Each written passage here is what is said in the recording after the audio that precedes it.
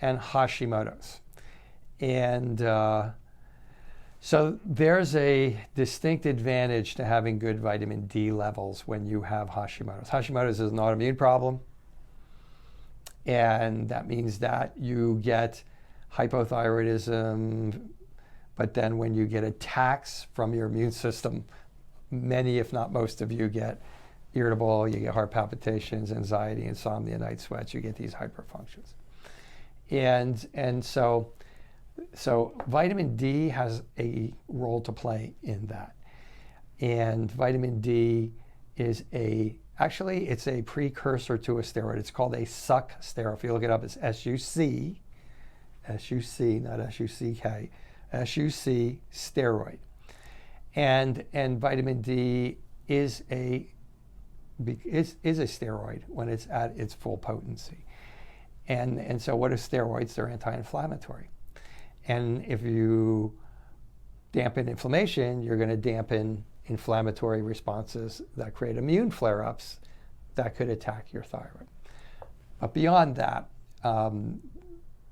it's really, you'll notice pretty much every one of you who has had vitamin D checked and who also has Hashimoto's has had low vitamin D, like really low. Like I just got off the phone with somebody about 2 hours ago, and they said, yeah, mine's kind of low, it's 19. I said, well, the range is 30 to 100. And he went, oh. And there are countries in Europe and the Far East where the ranges run more like 100 to 300, 90 to 235. So most of you have vitamin D that's in the 20s, in the 19s. And usually, to me, that means that there's been a lot of immune activity, and here's why. Here's where I think it really connects up to Hashimoto's.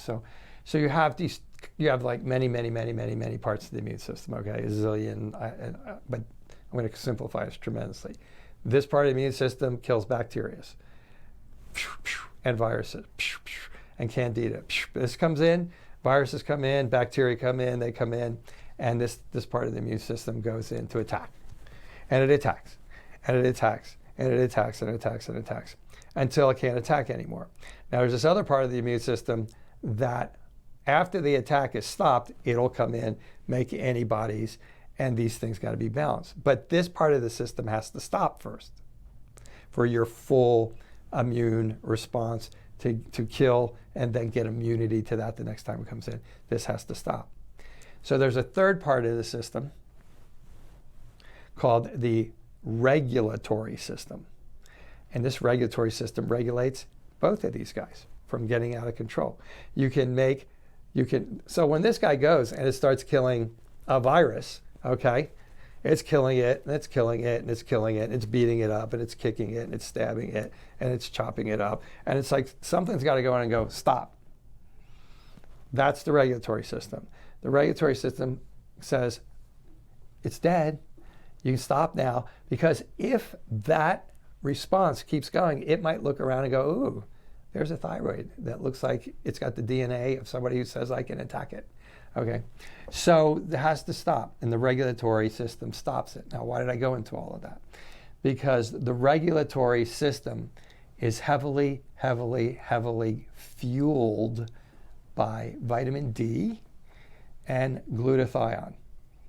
And so if you don't have enough, so if you have an autoimmune problem and your immune system is always trying to attack your thyroid, this vitamin D is the fuel that's fueling these regulatory cells to try it to stop to attack your thyroid. So I mean, I when I see low vitamin D in somebody who's got autoimmunity, I'm getting that vitamin D up, and I'm getting it up. And I've seen a lot of controversies on it, okay? So I'm just saying I'm getting it up. I'm getting it up to maybe borderline controversial levels in this country. Okay, so I like to see it around 100. People say, oh, it's too much. It's good around 50, it's 80. That's not our observation. Our observation is it seems to get those steroidal-like characteristics somewhere when it gets up there around 100 or higher. And so, and if I get people into 100 or higher, there seems to be good effects with that. And and I don't necessarily always keep it there, but I do get it up that high now. So I have seen, now if you do this and it doesn't happen, don't be disappointed, because I haven't seen this tons of times. But I've seen people, when I got them up into that 85, 90, 95, 100 area, I've seen their thyroid symptoms just go away, because it dampened their thyroid inflammation. Usually it's a part of a whole attack of getting your sensitivities under control, detoxing the detoxicities.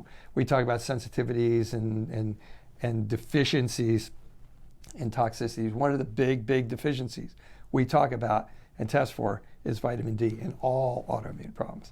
And I have another lady that we're giving her some very high doses of vitamin D, and it's dampened her myasthenia gravis, so quite a bit. So vitamin D is big.